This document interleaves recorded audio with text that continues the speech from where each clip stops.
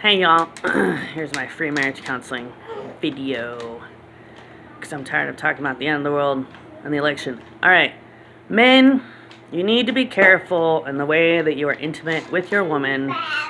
Make sure that it is not forceful or painful, and your woman probably isn't even telling you if it hurts, but it might. And you guys should discuss that. You should have a nice little talk about if your intimacy time is pleasurable for both of you. And if it's not, you should work that out. Obviously, there's books that you can read about that. But, yeah, I don't know. You guys should, talk about that. And I pray that all the women all around the world will not be too scared to express themselves to their man about what they like and don't like in intimacy. Okay, but then I also, so that's my word of correction for the men. But then ladies, you need to definitely be careful with spending and not being greedy. But you know what? That's why women get greedy, and that's why women think that they can spend whatever of their man's money because sex isn't necessarily enjoyable for most women.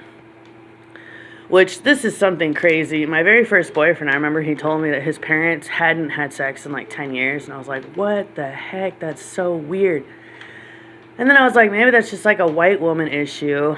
That white women for some reason, feel perfectly fine telling their man no. But the problem with that is that eventually you're going to break up or he's going to cheat. But you know what? And I think this is what a lot of women have figured out. That no matter what she does for her man, he's probably still going to cheat. So why does it matter? And yeah, I would say that's probably true.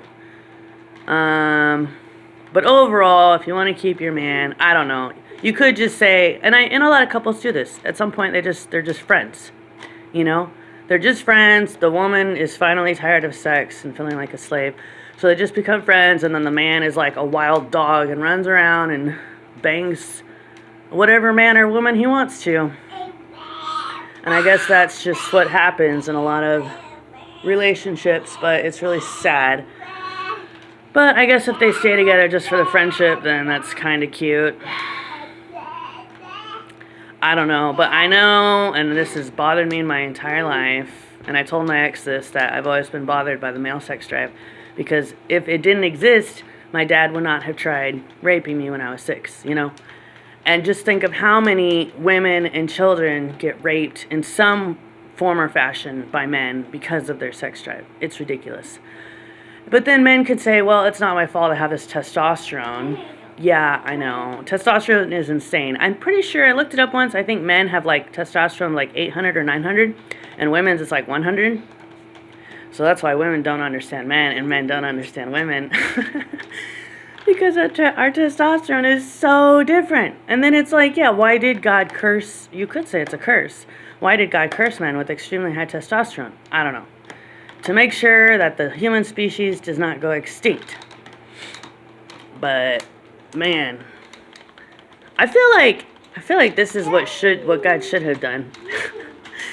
He should have given men a crazy testosterone dump of 800 or 900 at some point in their life. They produce 1 or 2 kids, and then he lessens it, somehow makes it 100 like all the women. Wouldn't that be nice? Wouldn't that be nice if after a man produces 1 or 2 kids, their testosterone is literally 100 just like all the women's? Which you could say that medication is kind of doing that, actually. I'm pretty sure medication kills a man's testosterone. Is that good? Probably. But then it's kind of weird for women. If you're used to men being a certain way and then you're with a man who has low testosterone, it's kind of weird. And you feel like he doesn't really like you. That was one of the issues probably with my ex, because he was on medication. And it probably was killing his testosterone, so then I felt like he didn't really like me, and he just wanted to sleep all the time, but at least he wasn't a horn dog, right? So, I don't know, it's kind of a lose-lose situation. Anyway, it's more about marriage counseling. Try to respect your in-laws, even if you have a hard time doing that. Be frugal with money. Discuss your intimacy time so that it's fun for both of you.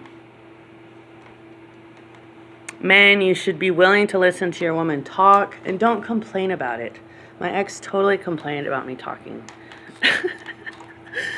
And that was sad. It really did kind of hurt my feelings. What else? Things that I wish that my younger self would have known. Women, you should greet your man every time he comes in the door if you can. If you're not like tired and you're just exhausted and you need to keep sleeping. Try to always greet him when he comes in the door. And yeah, men, same for your woman. Greet her, like get up, give him a hug, say, how are you? Yeah, maybe offer them some food. I don't know. I'm not really big on like cooking for people because there's so much instant food now. People can just like eat some Cheez-Its or something. And that's something else. That is some good marriage counseling there. Men, you should not always rely on your woman to keep you fed. Feed yourself. You're an adult. And I think that's why so many women complain. They're like, why does my man feel like another child? Don't be another child, man. Feed yourself. You know, it's not that hard. Us women, we feed ourselves 24/7. Men can too. What else? Oh, don't make messes. Don't be inconsiderate. If you have trash, obviously throw it in the trash can. My ex literally would throw just leave his wrappers on the counter and not put them in the trash can. Don't do stuff like that. That's so rude. So rude. Clean up after yourself. Be quiet if the other people are sleeping. Keep yourself clean. Take a shower every day. Wash your clothes every day. Don't ever wear dirty clothes. Don't ever wear dirty socks. Change your socks every day. You can get disgusting athlete's foot if you don't. Obviously, change your underwear every day.